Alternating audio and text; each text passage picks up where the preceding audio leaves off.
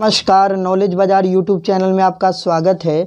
इस वीडियो में हमने प्रॉफिट एंड लॉस के कुछ ऐसे सवाल को सेलेक्ट किया है जो काफ़ी महत्वपूर्ण है। आजकल लगभग हर एग्ज़ाम में पूछा जा रहा है और ये काफ़ी कन्फ्यूजिंग भरा सवाल है। ये कन्फ्यूज तब करता है जब यहाँ बेचने की बजाय खरीदने वाला सवाल आ जाए। अब दोनों का कॉन्सेप्ट हम इस वीडियो में समझेंगे, बस वीडियो में अंत तक आप बने रहिए। चलिए शुरू करते हैं। सवाल है कि एक व्यक्ति दो मशीन, देखिए क्या है, दो मशीन में से प्रत्येक को 396 रुपये में बेचता है। एक पर 10% का लाभ, दूसरे पर 10% की हानि होती है। पूरे सौदे में उसका लाभ या हानि है कितना है ये बताना है। देखिए, जब इस प्रकार का सवाल आ जाए कि दो वस्तु का विक्रय मूल्य समान हो, दो वस्तु का विक्रय मूल्य समान हो तो हमेशा हानि होता है। क्या होता है? हमेशा हानि होता है। ये चीज़ आपको याद रखना है। हमेशा क्या होता है? हानि। और हानि प्रतिशत बराबर क्या लिखेंगे? R²/100। ध्यान रखना है कि जब दो वस्तुओं का विक्रय मूल्य समान हो एवं दर भी समान होना चाहिए। दर क्या होना चाहिए? समान होना चाहिए। तभी ये ट्रिक लगेगा कि क्या होता है, जब विक्रय मूल्य समान हो और दर भी समान हो तो हमेशा हानि होता है। हानि बराबर होता है R²/100। R का मान 10 दे रखा है तो यहाँ लिखेंगे 10 गुना में 10 बटा में 100 आ जाएगा। सॉल्व करेंगे तो देखिए 0 0 कटेगा, 0 0 कटेगा। क्या आ गया है? 1% की क्या हो गई? हानि हो गई। क्या हो गई? 1% की क्या हो गई? हानि, जो कि कहाँ पे है? Option number B. अब इस सवाल को आप देखते ही उत्तर दे सकते हैं, उसका ट्रिक हमने आपको बता दिया। अब अगर इसका कॉन्सेप्ट आपको समझना है डिटेल में तो वह कैसे करेंगे, इसका दूसरा तरीका सीख लेते हैं। सवाल है कि प्रत्येक को 396 में बेचा, एक पर 10% का लाभ, दूसरे पर 10% की हानि है, तो हम दोनों वस्तु का क्रय मूल्य निकालेंगे। पहले को अगर 396 में बेचा और 10% का लाभ हुआ तो विक्रय मूल्य 110% के बराबर होगा। तो लिखेंगे कि 110% बराबर विक्रय मूल्य कितना है? 396। अब क्रय मूल्य बताना है तो क्या लिखेंगे कि 100% बराबर क्या। सॉल्व करेंगे तो देखिए क्या आ जाएगा, 100 गुना में 396 और बटा क्या आ जाएगा? 110। ये आ जाएगा। सॉल्व करेंगे तो देखिए क्या आता है। सॉल्व करेंगे 0 0 कट जाएगा। 11 से 11 तिया 33 और 11 छक 66। तो ये क्या आ जाएगा? गुना करेंगे तो 360 रुपये। तो 360 रुपये पहले वस्तु का क्या आ गया? क्रय मूल्य आ गया।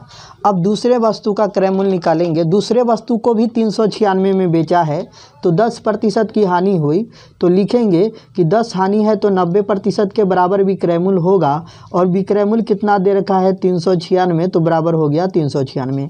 क्रय मूल्य तो 100% होगा तो लिखेंगे कि 100% बराबर क्या। सॉल्व करेंगे तो देखिए क्या आएगा कि 100 गुना में 396 और बटा में क्या हो जाएगा? 90।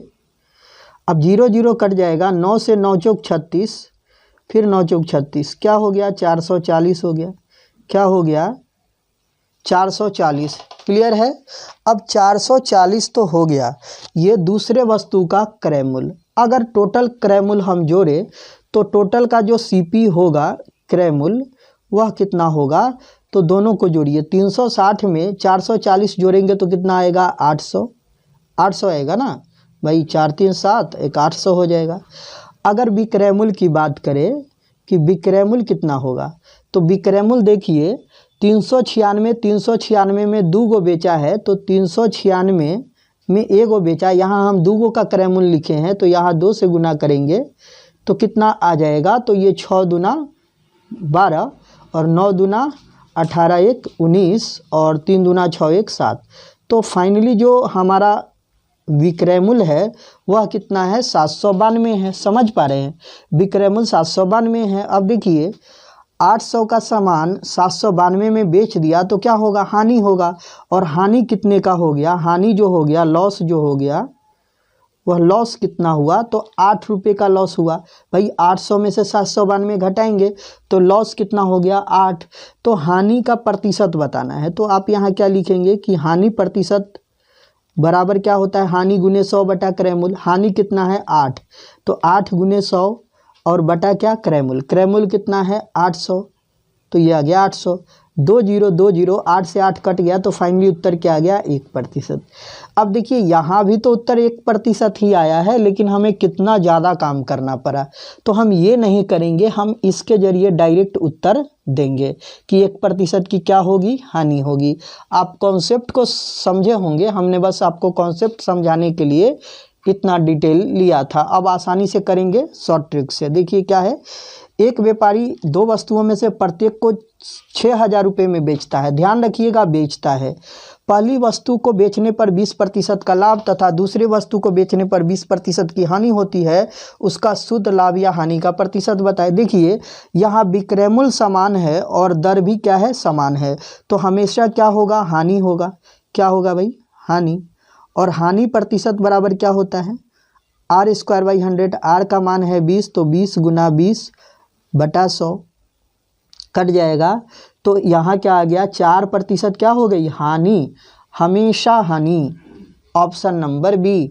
अगला सवाल देखिए ये रहा कि एक दुकानदार ने 2 टीवी सेटों को एक ही मूल्य पर बेचता है। देखिए एक ही मूल्य पर बेचता है, तो एक टीवी पर 20 का लाभ, दूसरे पर 20 की हानि। यहाँ क्या है विक्रय मूल्य समान है और दर भी समान है, तो हमेशा क्या होगा हानि।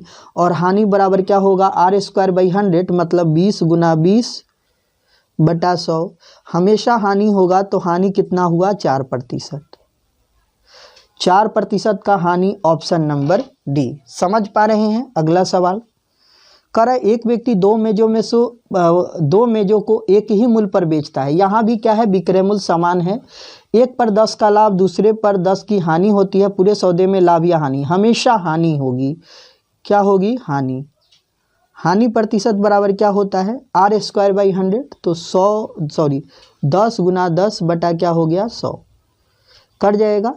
क्या आ गया 1%, तो 1% की क्या है हानि है। बस इतना ही करना था।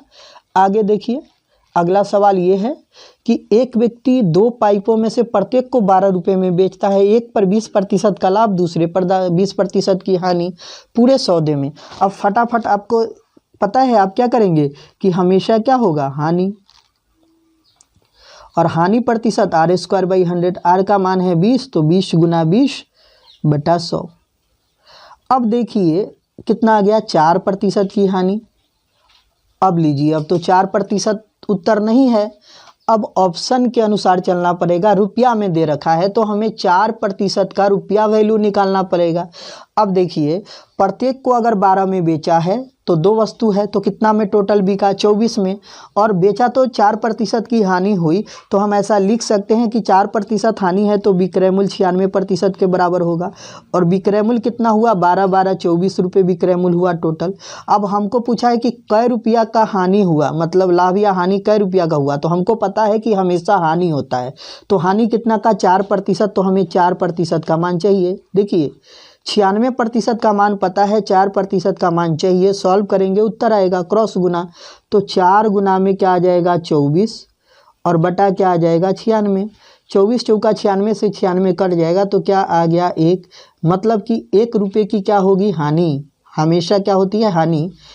पीछे का सवाल जो भी था उसमें प्रतिशत के रूप में पूछा था, यहाँ अमाउंट के रूप में पूछा, तो हम क्या बताएंगे 1 रुपये की हानि कहाँ है, ऑप्शन नंबर सी। समझ पा रहे हैं। अगला सवाल कह रहा है एक मकान तथा एक दुकान प्रत्येक को 1 लाख रुपए में बेचा। देखिए क्या है बेचा, बस 20 लाभ 20 कह रहा है 20 की हानि और 20 का लाभ, तो 20 गुना 20 कर दीजिए। तो देखिए क्या लिखिएगा, तो पहला पर 20 का लाभ है, तो हमेशा क्या होता है हानि। तो हानि बराबर हमको पता है R²/100, तो 20 गुना 20 और बटा क्या हो गया 100 काट देंगे, तो यहाँ क्या आ जाएगा 4% की हानि। लेकिन यहाँ 4% तो दे नहीं रखा। कुल सौदे में क्या परिणाम रहा, तो देखिए 4% की हानि है, तो हम ऐसा लिख सकते हैं कि जो विक्रय मूल्य है वह 96% के बराबर होगा। 100 में से 4 घटाएंगे, और विक्रय मूल्य कितना है 1 लाख में 2 वस्तु बेचा, तो दोनों कितना में बिका 2 लाख में, तो 96% बराबर क्या हो गया 2। अब हमको क्या चाहिए कि कितना कुल सौदे में क्या हुआ, हम जानते हैं हानि हुआ कितना 4%, तो रुपया में बताना है, तो क्या करेंगे कि 4% बराबर क्या सॉल्व करेंगे। देखिए सॉल्व करने का तरीका क्रॉस गुना, तो यहाँ लिखेंगे 4 गुना में 2 बटा में 96। तो अब देखिए 8 बटा क्या आ जाएगा 96, तो 12 × 96, तो 1 बटा क्या हो जाएगा 12 लाख। अब 1 बटा 12 लाख क्या है, लाभ है कि हानि, आपको बताएं हमेशा हानि होगा।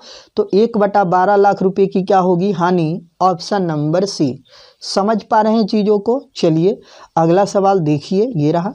अब आ गया खरीदने वाला सवाल। आप जो बच्चे अच्छे से नहीं सीख पाए हैं वह डायरेक्ट इसका 2.25% का हानि टिक करेंगे, जो कि गलत हो जाएगा, बिल्कुल गलत हो जाएगा। और ये सवाल पिछले सवाल से काफ़ी आसान है। यहाँ आप जब भी यहाँ आ जाए कि खरीदा, जब भी क्या आ जाए कि प्रत्येक वस्तु को इतना में खरीदा, यानी क्रय मूल्य क्या हो, बराबर हो और दर बराबर हो, तो हमेशा क्या होगा, ना लाभ ना हानि। बनाने की ज़रूरत नहीं। बस इतना आसान सवाल था जिसको आप आज तक बस समझ नहीं पाए। जब भी इस टाइप का सवाल आए आंख मूंद के आपको क्या मारना है, ना लाभ ना हानि। बस क्या होना चाहिए कि क्रय मूल्य समान होना चाहिए, दर समान होना चाहिए। हमेशा क्या होगा, ना लाभ होगा ना हानि होगी। समझ पा रहे हैं चीज़ों को। अब देखिए अगर इसको हमको डिटेल में समझना है कि आखिर ये हुआ कैसे, तो कैसे समझेंगे, डिटेल में चलते हैं। डिटेल में चलते हैं। हमारा जो कॉन्सेप्ट है वह क्या है कि पहले को 550 में खरीदा, तो पहले का जो क्रय मूल्य है, क्रय मूल्य पहले वस्तु का वह कितना है, 550 है। और दूसरे वस्तु का जो क्रय मूल्य है वह भी कितना है, 550 है। वह भी कितना है, 550। अब पहले को अगर 15 लाख पर बेचा है तो हम कह सकते हैं कि 550 का वस्तु है, 15 लाख पर बेचा तो 115% पर बेचेगा, तो ये पहले वस्तु का क्या हो गया, विक्रय मूल्य। और ये दूसरा वस्तु भी 550 का है, इसको भी 15% की हानि पर बेचा, तो 100 में से 15 घटाइए, ये कितना में बिकेगा, 85%। अब ये दोनों विक्रय मूल्य आ जाएगा और विक्रय मूल्य हम दोनों को जोड़ेंगे। अगर हम इसको जोड़ेंगे तो ये कितना आएगा, 0 0 कट जाएगा, 5 से ये 11 आएगा और 5 दूना 10, 115 गुना अगर 11 करेंगे तो ये गुना करके कितना आ जाएगा, 115 गुना अगर 11 करेंगे तो ये कितना आ जाएगा, 1265 आएगा। यहाँ 1265 बटा क्या आ गया, 2। ये क्या है, पहले वस्तु का विक्रय मूल्य है। ये पहले वस्तु का विक्रय मूल्य है। अब दूसरे वस्तु का भी तो विक्रय मूल्य निकालना है, तो यहाँ देखिए 0 0 और 5 से 11 और 5 से 2, फिर 85 को करेंगे 11 से गुना, तो ये 5 8 5 13 और ये 8 5 13 8 1 9, 935 बटा 2 आएगा, तो 935 बटा 2 आ गया। ये क्या है, दूसरे वस्तु का विक्रय मूल्य है। अब हमें टोटल में जानना है कि क्या हुआ, तो क्रय मूल्य और विक्रय मूल्य दोनों को निकालते हैं। तो अगर टोटल क्रय मूल्य की बात करें, टोटल सीपी की बात करें, वह कितना हो गया, दो वस्तु है 550 550, तो ये 550 प्लस क्या करेंगे 550, दोनों को जोड़ेंगे तो ये क्या हो गया 1100। ये आ गया टोटल क्रय मूल्य कितना आ गया 1100। अगर टोटल विक्रय मूल्य की बात करें, टोटल विक्रय मूल्य की बात करें तो जो टोटल विक्रय मूल्य है वह कितना होगा, तो देखिए दोनों को जोड़ना पड़ेगा। पहले का जो विक्रय मूल्य है वह 1265 बटा 2 है और दूसरे का जो विक्रय मूल्य है वह कितना है 935 बटा में 2 है।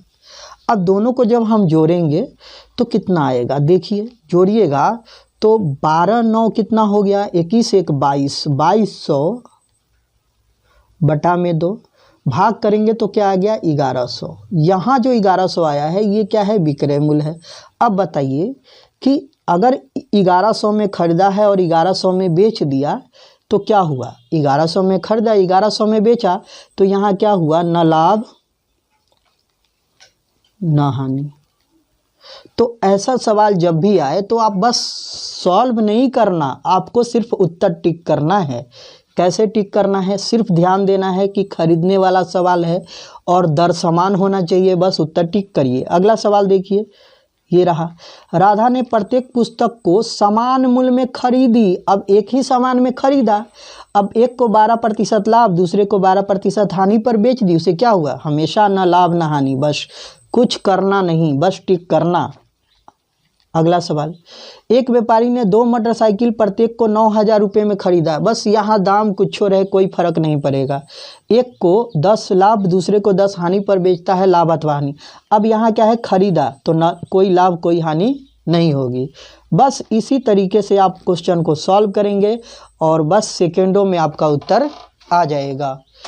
तो आशा करता हूँ वीडियो आपको अच्छा लगा होगा। वीडियो आपको अच्छा लगा, वीडियो को लाइक कीजिए, अपने दोस्तों के साथ शेयर कीजिए और इस प्रकार के वीडियो पाने के लिए हमारे चैनल को सब्सक्राइब कीजिए।